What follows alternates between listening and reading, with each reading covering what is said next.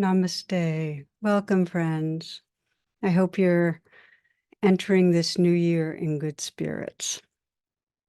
So I thought I'd start with a story that I love. A woman tells about an old, tired-looking dog who wanders into her yard, and he has a collar, but he doesn't have tags. He looks well-fed and clean, so she figures he has a home.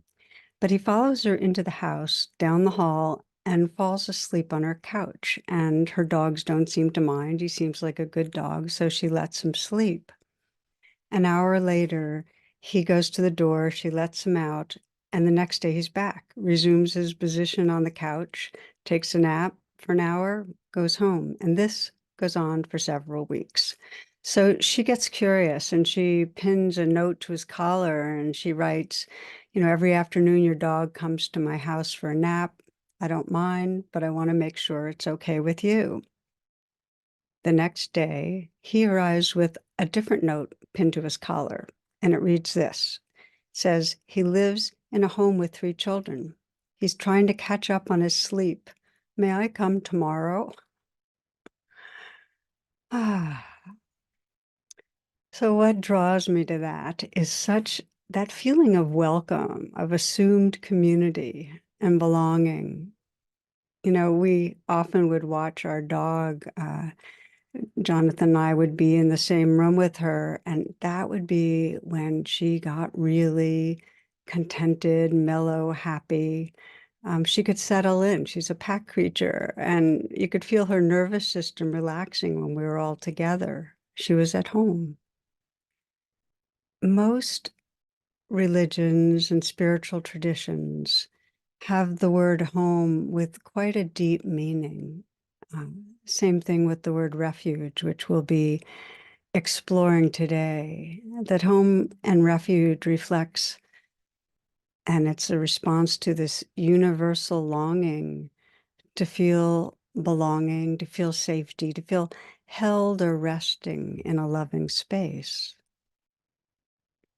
So the first talk of the new year, for quite a long time now, I've been drawn to reflecting on what are called the 3 refuges, which really are all facets of or gateways to true refuge, truly feeling at home. And this seems particularly relevant as we're entering 2024, and our larger world is just in so much crisis. There's so much endangerment, and the pace of change is more than most nervous systems can integrate. So there's such this natural longing for spiritual refuge. That longing deepens. Maybe I'll start by sharing my own first very conscious and memorable sense of refuge. It was I think I was around 19.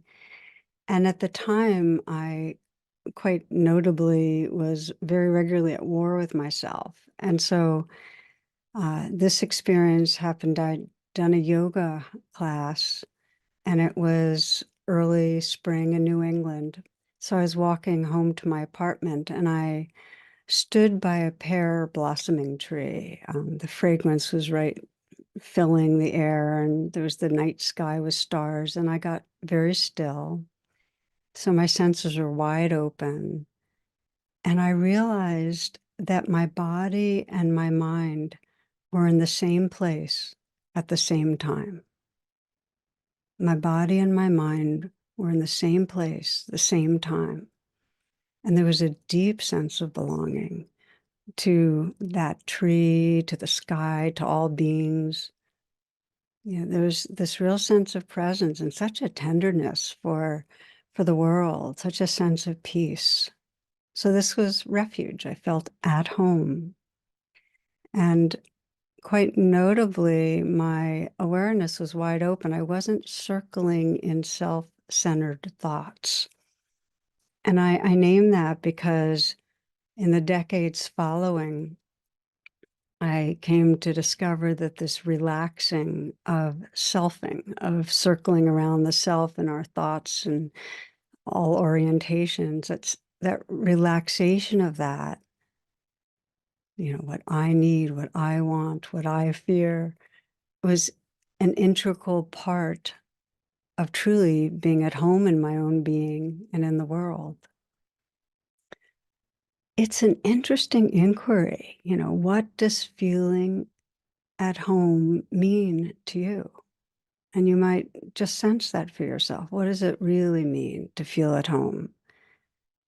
And we might pause together for a few moments, as we often do.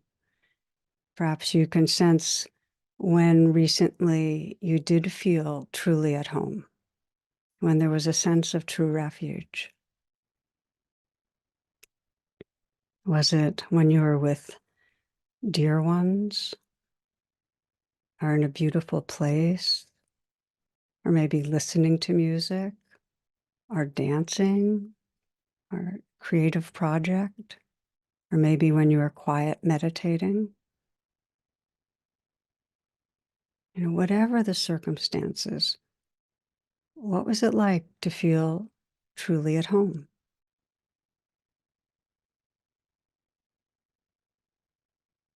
And what allowed you to feel truly at home?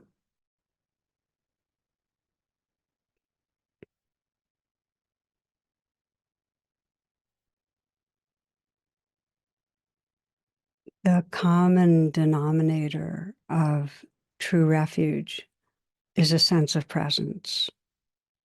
When we feel truly at home, we'll also notice in the background there is a sense of presence. Now, maybe when I invited you to reflect, you found that there has not been that much of that sense of homecoming. Um, and the block to presence, the block to refuge, is unprocessed fear.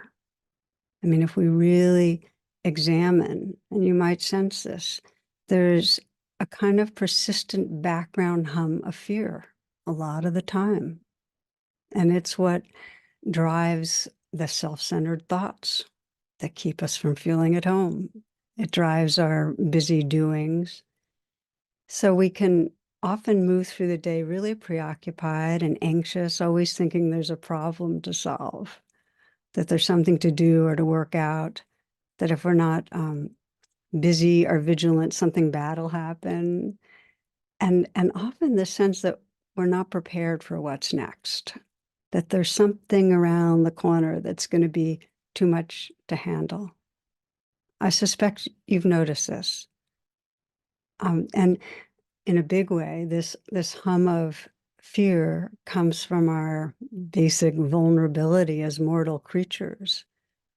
I mean, if we're really looking at our lives, there's whole domains we can control and manage, but the really deep, big swaths of life are out of control. Our emotions, the process of aging, sickness, death, losing others, the weather, what other beings feel and do. It's out of control. And humans through the ages have apprehended this core vulnerability. So William James wrote this. He said, all religions and spiritual traditions begin with the cry, help. And we can sense the truth in that it's our response to feeling helpless in the face of uncontrollable forces.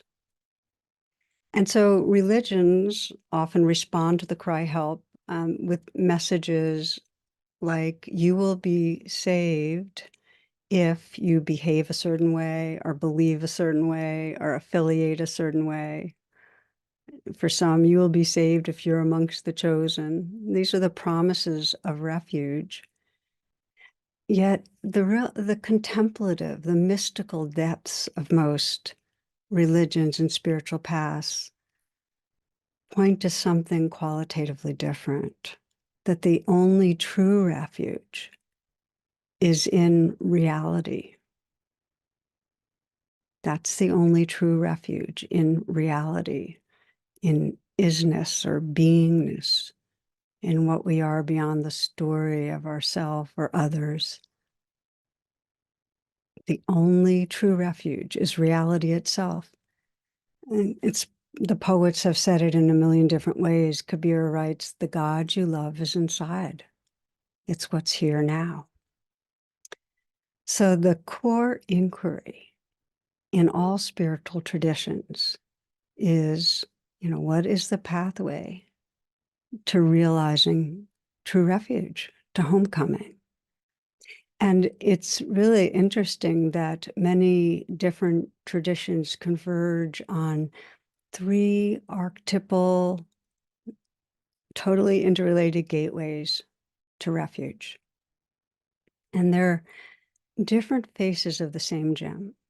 And the words that I think best express them are awareness, truth, and love.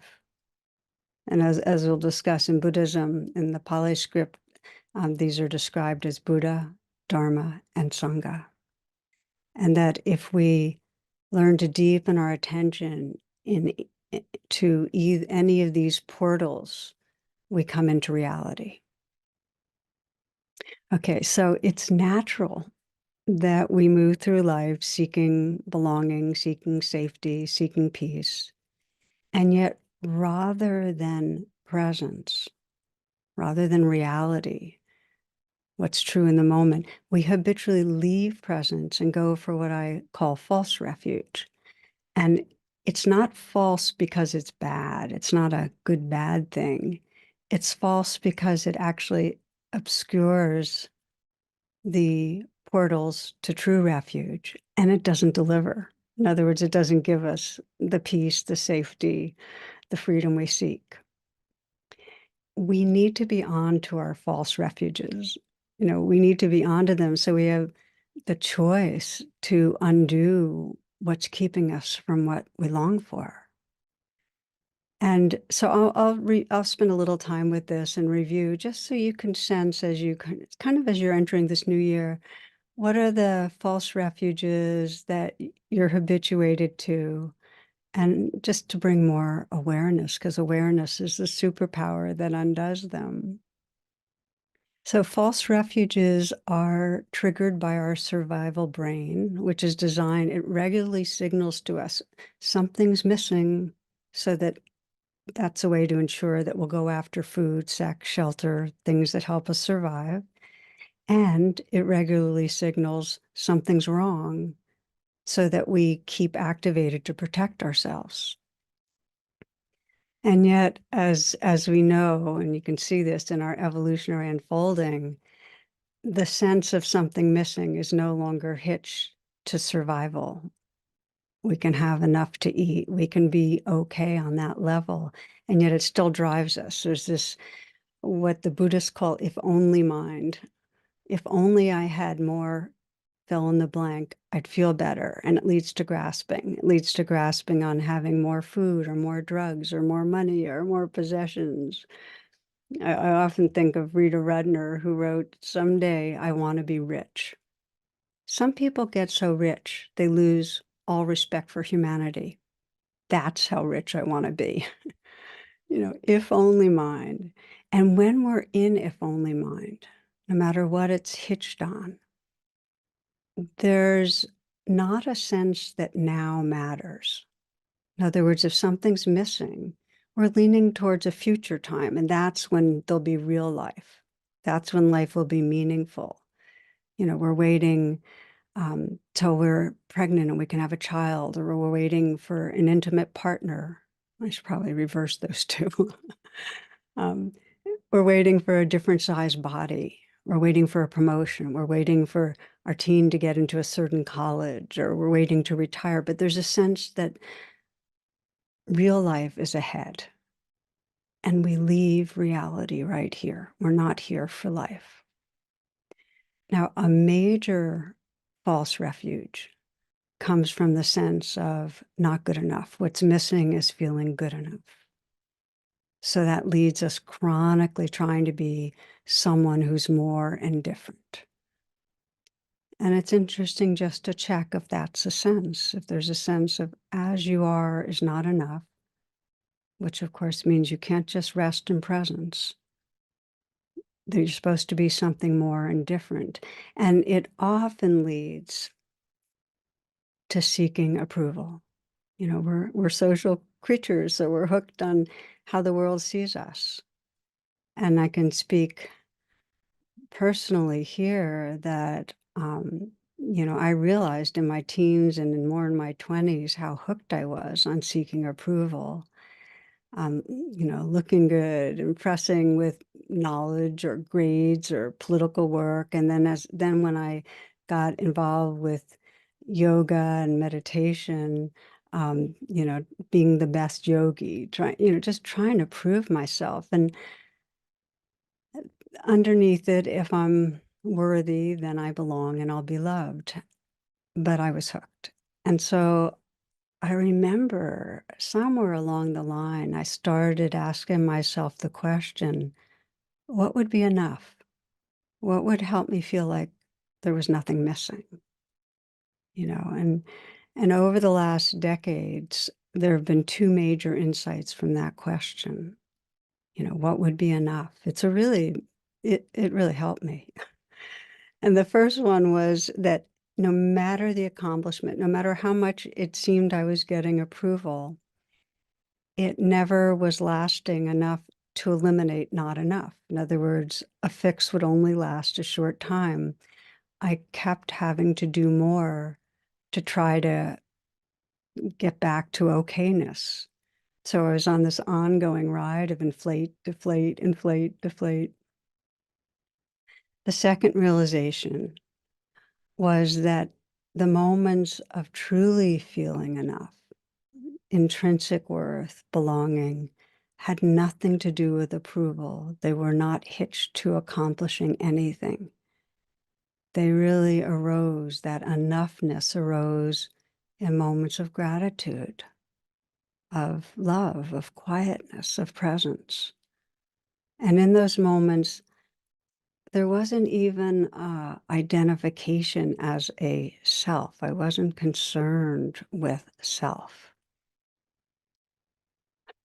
I remember one retreat I led, and there was an elderly woman. I say that, and I realize she's probably elderly as in my age. Gets distorted as you get older. And she touched, as I described, those moments of enough as I am, nothing missing, and really deep peace. And when we met, she shared, sadly, really, why did I have to wait so long to realize I didn't need to keep proving myself? That the moments of proving myself were actually blocking the sense of enough.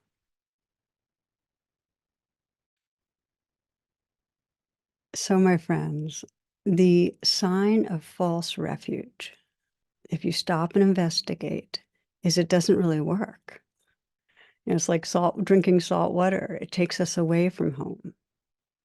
Okay, so I've named some false refuges that come from that sense of something's missing. There's also the false refuges that come from the sense of something's wrong.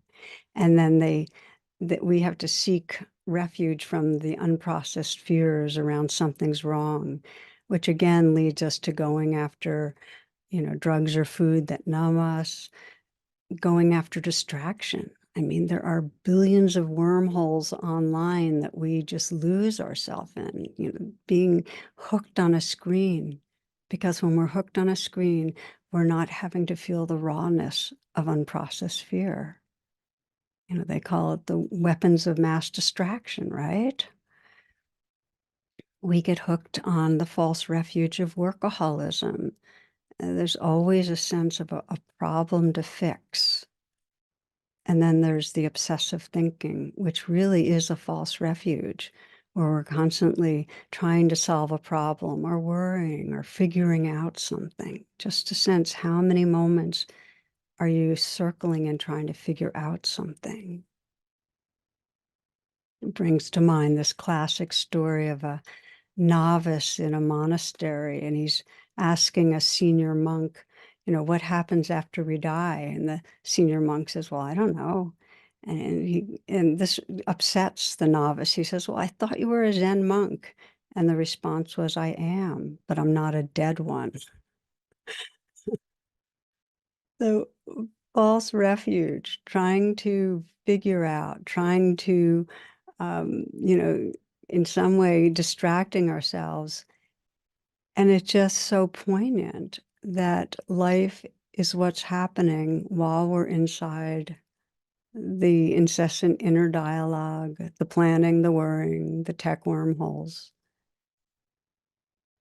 I'll name one more very pervasive false refuge that has been quite a place of learning for me, and that's blame. And I talk about it a lot because whenever there's a sense that something's wrong, we seek a place to blame. And it could be ourselves or it could be others. It's a way to try to control things. And it's such an important flag of false refuge. And I'm not talking about wise discernment of knowing, oh, this is causing this. I'm talking about the energy of blame, the anger, the making bad, because blame often turns to aggression. I quoted Rita Rudner before. She has another one where she says, my grandmother was a very tough woman. She buried 3 husbands. 2 of them were just napping. Blame and aggression.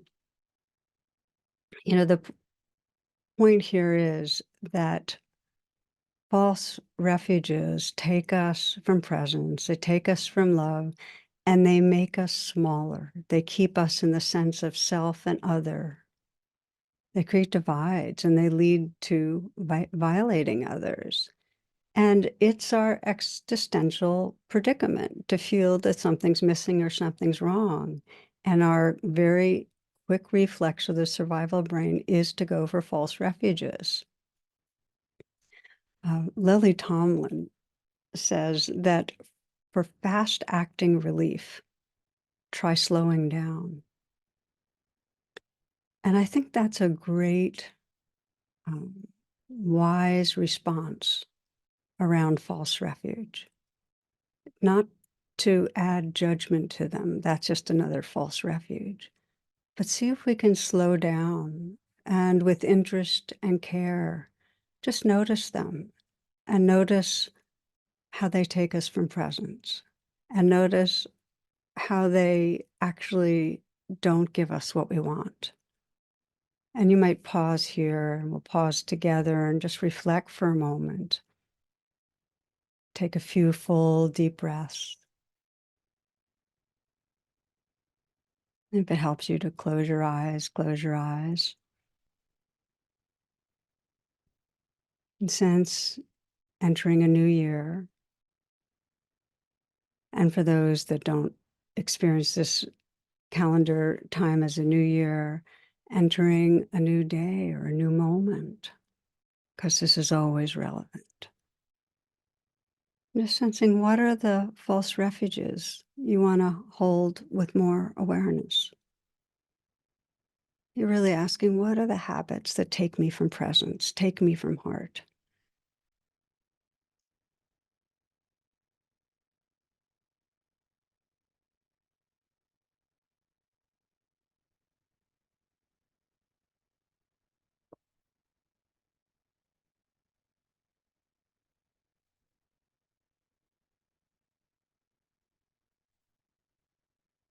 Again, not judging, just bringing the power of awareness to what's here, noticing that they don't actually bring you what you long for.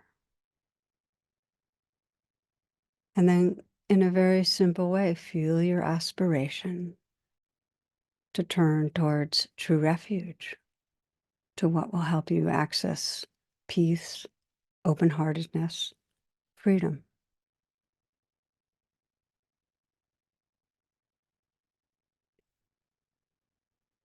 So, as I mentioned, in Buddhism and all the deep spiritual contemplative paths, there's this inquiry of what really brings true refuge.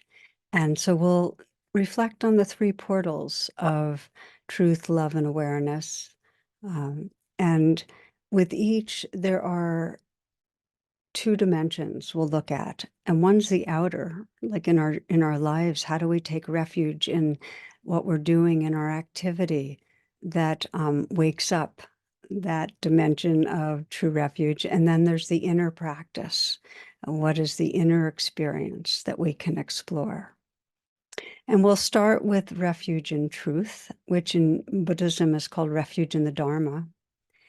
And truth means the path, the way things are, the living reality.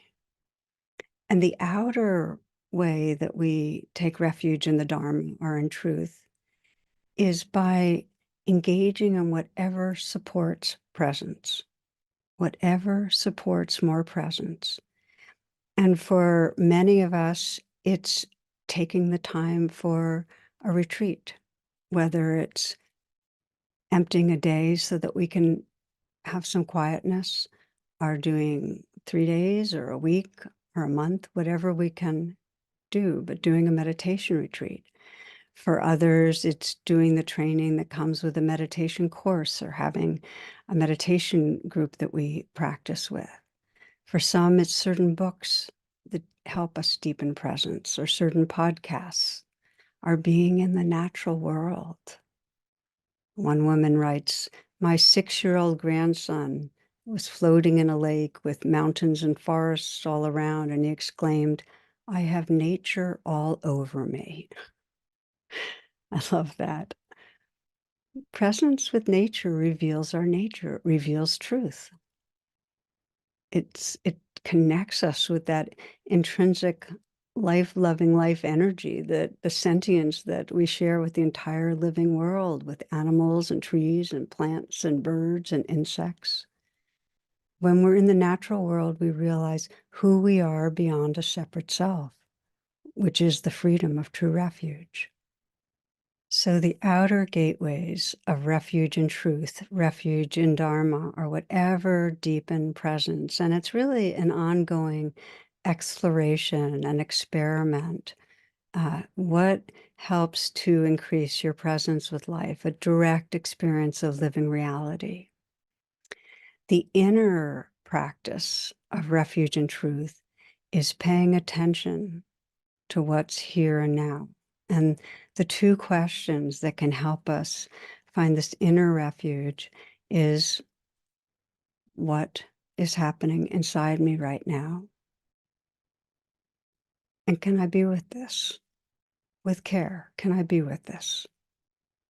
What is happening inside me right now? And can I be with this? Those two questions are the essence of mindfulness, the practice we often do together, mindful presence. There's a wonderful image that I love of Swami Satchidananda, who's was a Hindu yogi, and he's on a surfboard in the waves doing tree pose, the yoga posture, the tree pose. And the caption underneath is, "You can't stop the waves, but you can learn to surf." And I think that's great instructions for taking refuge in truth. The portal of truth is that the waves are going to keep coming, the waves of life, the challenges, the joys, the sorrows, and we can find homecoming in the midst of a changing world by learning to befriend what's happening moment to moment, befriending that hum of fear, whatever way it expresses. I think of one woman taking refuge in the Dharma, in truth. She was at a new job, super qualified, but the CEO of this company was a harsh, critical guy, cut people off. He was intimidating, and she got anxious around him. And she described having brain freeze at the weekly executive meetings. And so I asked her what she did before the meetings, and she would busy herself. I mean, she took false refuge. She would try to do things, organize her emails, and so on. And so I invited her to explore what it really meant to take refuge in truth before the meetings. And we practiced a little and asked those questions. What is happening inside me right now? And she could feel the fear in her body, her heart kind of clutched and her, heart racing and so on. Can I be with this with care? And what she found when she asked that question was a sense that, oh, well, I can be with this. This is just part of me. It belongs. And I use that language a lot. This belongs. It's like a wave in the ocean. And what she realized as she kept paying attention is that fearful part in her just wanted to be accepted. It wanted it to be okay that it was there. It didn't want her to feel bad or wrong for having fear. That is so wise. So what she would do during the meetings, fear would come up and some part of her, she'd kind of whisper to herself, this belongs. It's okay. And she'd still feel anxious, but there was more space, more inner freedom, because she was taking refuge in truth. She wasn't running from reality. She was opening to reality. And in the moments that we truly open to reality, take refuge in Dharma, in truth, no resistance, we discover an openness, a peace and freedom beyond our fears. This is the poet Dana Falls. There is no controlling life. Try corralling a lightning bolt containing a tornado. Dam a stream and it will create a new channel. Resist and the tide will sweep you off your feet. Allow and grace will carry you to higher ground. The only safety lies in letting it all in, the wild and the weak, fear, fantasies, failures, and success. When loss rips off the doors of the heart, or sadness veils your vision with despair, practice becomes simply bearing the truth. In the choice to let go of your known way of being, the whole world is revealed to your new eyes. Refuge in truth, refuge in the Dharma. And we'll just do a very brief practice or taste of it. You might let your attention go inward. Take a few full breaths.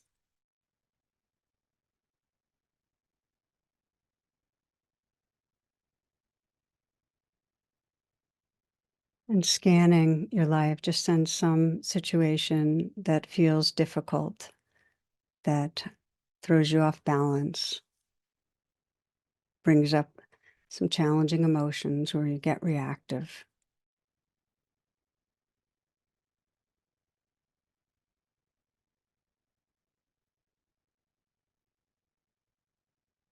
And again, feel yourself right here now. Feel your body breathing and just ask those two questions. The first question is, what is happening inside me? And if it helps to put your hand on your heart, really contact your body and what you're feeling, breathing with what's here. What is happening inside me? And can I be with this with care? Can you say, this belongs?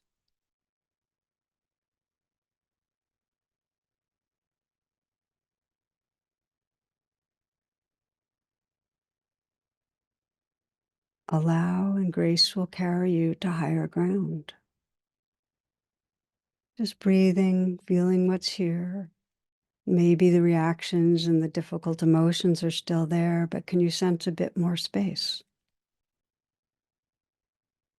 Can you sense that that feeling of self, the story of self, isn't quite as solid? There's a little more porousness. In the choice to let go of your known way of being, the whole world is revealed to your new eyes. So this is refuge in Dharma, in truth. The second portal, refuge in Sangha, are love. Traditionally, the word Sangha meant the spiritual community of monks and nuns and lay people, but the larger meaning is really our web of loving relationships. And spiritual path is often compartmentalized. It's separated from our world of relationship. There's some idea of meditating on our own in a cave, that from Tricycle, the Buddhist magazine, that personals I love, tall, dark, handsome Buddhist looking for himself. Refuge in reality means that this whole web of relationships we're opening to, attending to. And that means that we are willing to feel the vulnerability and feel the goodness of being in relationship, very embodied. There's a Harvard study that many are familiar with, 80 years longitudinal study. What brings happiness more than anything else? It's close relationships. The Buddha said, this is one of the most famous quotes, that good friends are the whole of this holy life. So spiritual friends, beloved community, it reminds us of what's important. It helps to affirm our value. It's the space that we can join together in serving and playing and celebrating and awakening. The outer refuge, when we talk about inner and outer, for refuge and love, the outer refuge is consciously relating, bringing presence to relationships consciously, friends, family, more formally in groups, whether it's a 12-step group or a mindful friends group, as we do in the Cloud Sangha. Kalyana Metta is what's described in the Buddhist communities, rain partners, meditation with others in different communities. The bottom line is, as Luis Cozolino says, it's survival of the nurtured. We need this personally and spiritually to remember our belonging to each other, to support each other on the path. One aging couple described their support for each other. He was losing his vision, so she could help guide him, bring alive the beauty and what was out there. And she's losing her hearing, and he helps on that. And they were with another couple, talking about memory and talking about this memory clinic and describing different techniques, visualization, association, and what a difference it was making for them. But when his friend asked for the name of the clinic, he went blank. And then a smile broke across his face, and he said, "What do you call that flower with the long stem and thorns?" "You mean a rose?" "Yes, that's it."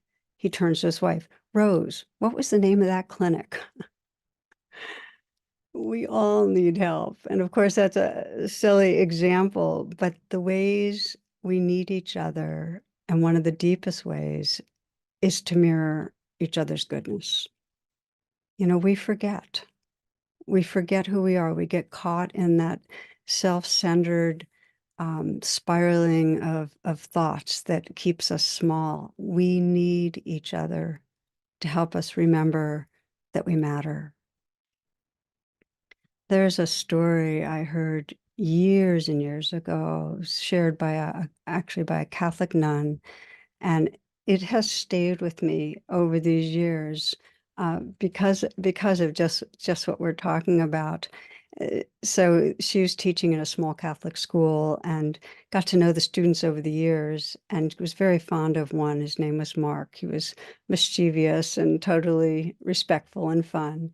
And she remembers one year in high school, his class was having a difficult season. The new math was hard, and each was stuck in their own insecurities, and they were tense with each other. And at one point, she had them put aside their studies and list the other students on paper and think of the nicest thing they could say about that person. And they all had to hand that in. And on Monday, she gave each student their list. And they're totally, surprised and touched. Really, I never knew I meant so much to anyone. I didn't know others liked me so much. So the papers weren't mentioned again, but it was a meaningful experience. Several years later, after the students had graduated, she was returning from a trip, this teacher, and And her parents let her know the sad news that Mark, that student, had been killed in Vietnam. And so she attended the funeral along with all the classmates. And at one point, Mark's father took her aside and he said, "We want to show you something." And he took his wallet out of his pocket. "They found this on Mark when he was killed. We thought you might recognize it." And opening the wallet, he carefully removed two worn pieces of notebook paper that obviously had been taped, folded, and refolded many times. And she knew that they were the papers, the ones that where people had listed good things, in this case about Mark, what his classmates had said about him. Mother said, "Thank you so much for doing that. As you can see, Mark treasured it." And Mark's classmates started to gather around, and one just smiled and said, "I still have my list. It's in the top drawer of my desk at home." And his wife said, "Well, Chuck asked me to put this in our wedding album." "Oh, I have mine too." Another said, "It's in my diary." And then another one reached into her pocketbook and took out her wallet and showed her worn, frazzled list to the group. "I carry it with me all the time. I think we all saved our lists." And that was when this teacher said she finally sat down and cried, because remembering our goodness and the goodness of others, it connects us in this poignant, timeless way.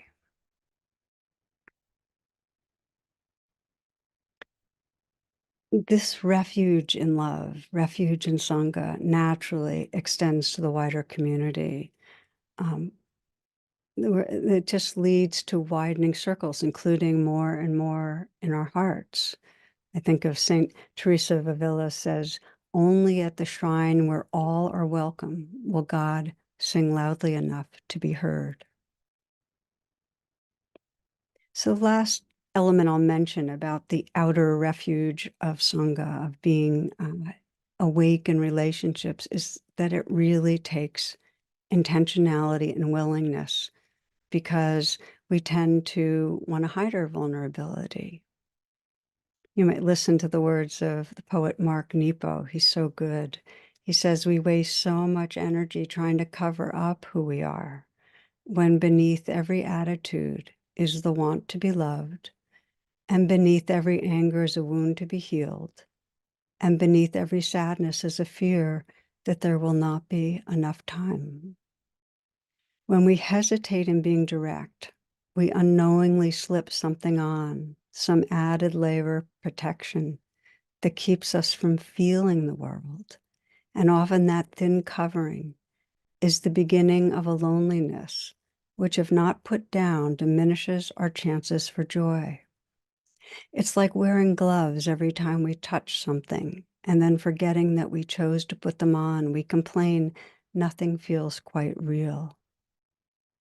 In this way, our challenge each day is not to get dressed to face the world, but to unglove ourselves so that the doorknob feels cold and the car handle feels wet and the kiss goodbye feels like the lips of another being, soft and unrepeatable.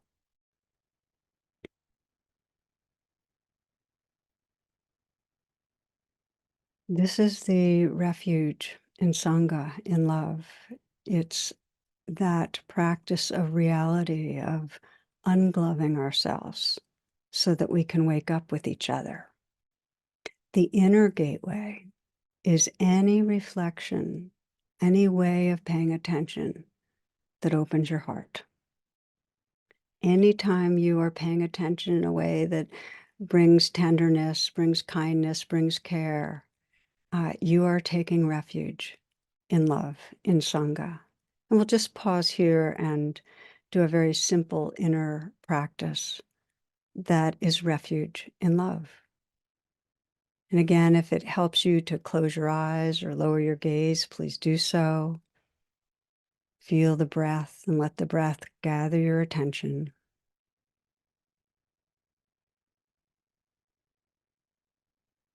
Bringing to mind someone that you care about, that you feel a connection with, that's uncomplicated. It could include someone that's no longer alive. It could include a pet.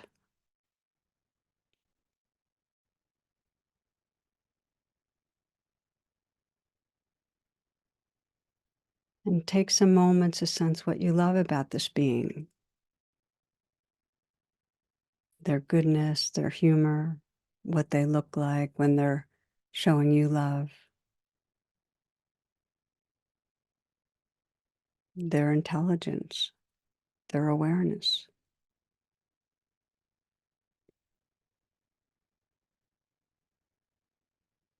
Imagine letting them know what you appreciate, letting them know their goodness,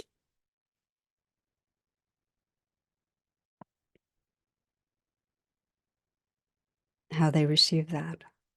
Just imagine.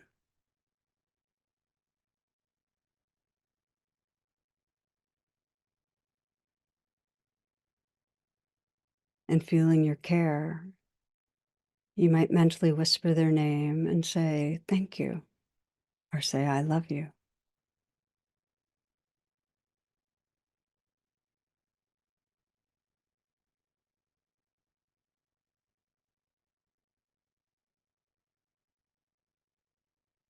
And sensing the quality of tenderness and of togetherness, of the invisible yet very real link, connectedness, who you are in that togetherness.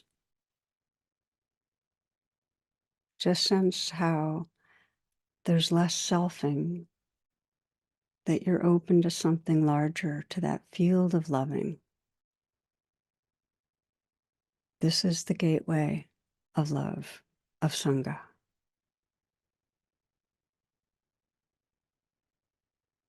You might take a few breaths and open your eyes, and the last gateway, the last facet on the jewel is described as taking refuge in Buddha nature, in awareness. And the word Buddha means awake, awake awareness. The outer refuge in Buddha, or awareness, is reflecting on others who express the qualities of inner freedom, of love, of wisdom, of spiritual realization. So whoever inspires you in that, for some it may be the historical Buddha who reminds us, really, the whole teaching of the Buddha is you have the potential to wake up, to be free. So it might be Jesus, it might be any of the awakened beings in any of the religions or traditions that inspire us and that remind us, beings that remind us of our own awakening heart and mind. So that's the outer refuge. And we all have the capacity to be inspired by others because it's a reflection of what's possible. The inner refuge in Buddha nature, in open, awake awareness, um, it can be helpful to imagine, to sense a boundless, formless sea of awareness. And the waves are the passing experiences of sound and images and thoughts and feelings. Our habit is to attend to the waves. And refuge in the Buddha, in awareness, is realization of that background, that sea of consciousness, of knowing, of sentience.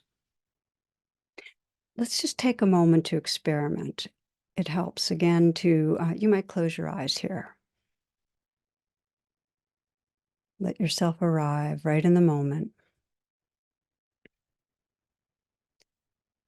And for the next few seconds, stop being aware. Starting now, stop being aware. Just stop being aware.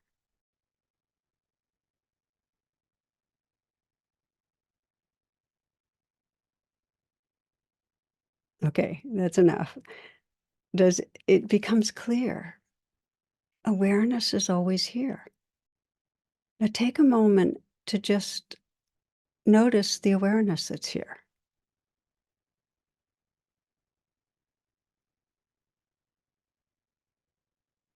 What's it like? Are there any words that express what's the awareness like? Perhaps you can sense the quality of openness that includes even the most distant sounds. It's boundless. Awareness is boundless, open, that sea, that boundless sea. And perhaps you can sense the quality of wakefulness. It's not just open, there's also a wakefulness, a noticing, a cognizance of all that's happening. And perhaps you can also sense a kind of tenderness or warmth with the changing life.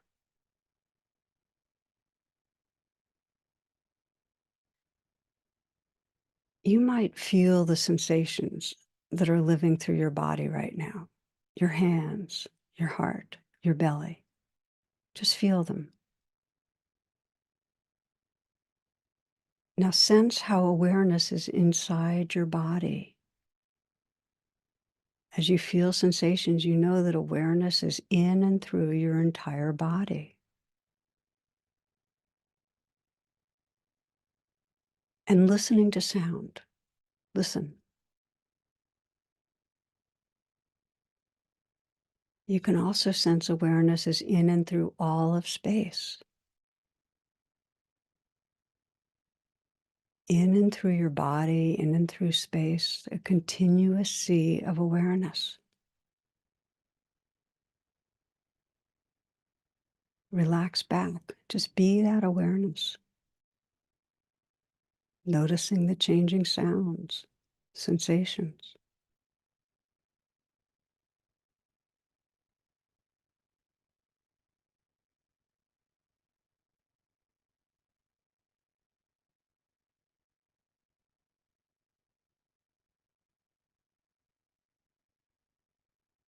Now, it's quite natural that the mind focuses on a certain sound or a certain sensation or a thought. And when that happens, to reconnect with the sea of awareness, just ask, what's aware of this? What is listening right now?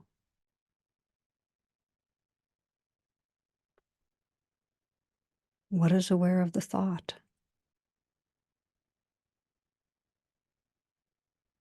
There's nowhere to land. You can just ask that question, kind of turn towards the mind, and then relax back, resting in and as awareness itself.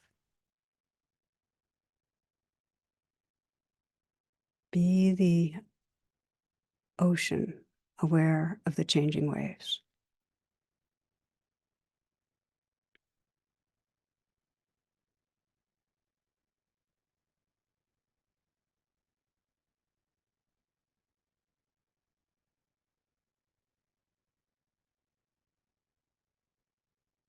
The teacher Sri Nisargadatta says, as you watch your mind, you discover yourself as the watcher. When you stand motionless, only watching, you discover yourself as the light behind the watcher. That source alone is. Go back to that source and abide there. If you stay in open awareness, you find that it is permeated with a light and love you have never known, and yet you recognize it at once as your own nature.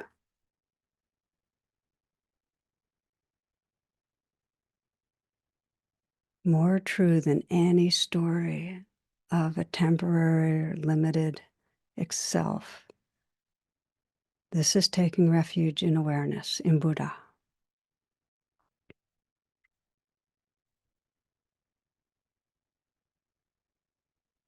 Okay, my friends, you might take a few full breaths. So this talk and these reflections are the different gateways to true refuge, homecoming. You know, if we look at daily life, yesterday, today, we can see that there was a lot of forgetting. We were in trance, all of us, on autopilot at times, the false refuges. And there's also moments of remembering where there's more presence, more homecoming. And I often think of the whole path as forgetting and remembering, and that these three gateways, when they're conscious, can deepen remembering. And what are we here for, but to remember to become all that we are. So we practice bringing presence to truth. What is happening right here, and can I be with it? Bringing presence to love, opening to our shared vulnerability and hurts, and to the intrinsic goodness that's here, offering our care. And we take refuge in awareness, noticing that behind any experience, there's wakefulness and space, a formless presence that's our home. And here's the thing, that depending on your temperament, you might emphasize one gateway over another. They all activate each other, and all of them serve to awaken us beyond a small self and reconnect us with the peace and the freedom of what we really are. In the Buddhist tradition, there's a simple reflection of taking refuge. It's often used at the beginning of a meditation. And I invite you to experiment with it if it seems to serve you. And we'll close with this reflection. So in this, I'll be reciting a simple phrase of taking refuge, and you can whisper it to yourself. Okay, again, take a moment to arrive, to feel yourself here for this final reflection.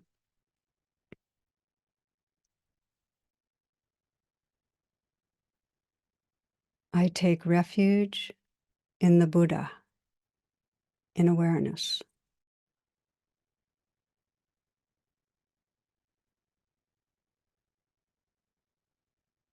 So repeating that and sensing what it means to you to take refuge in awake awareness, in your own luminous presence.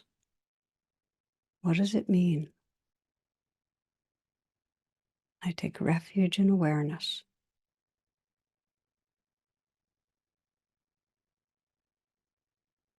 I take refuge in the Dharma, in truth, and sense what it means to you to take refuge in the aliveness of the present moment.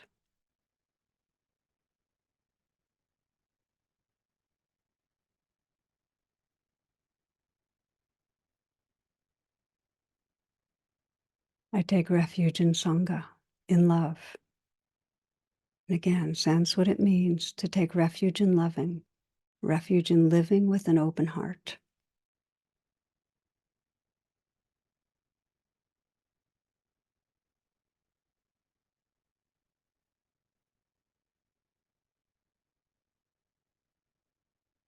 And a shared prayer. May all beings find refuge in presence, in truth, in love, in awareness. May all beings live from wisdom and love. May all beings experience a growing inner freedom.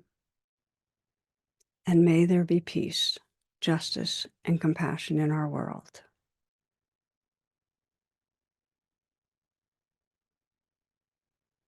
Thank you, friends.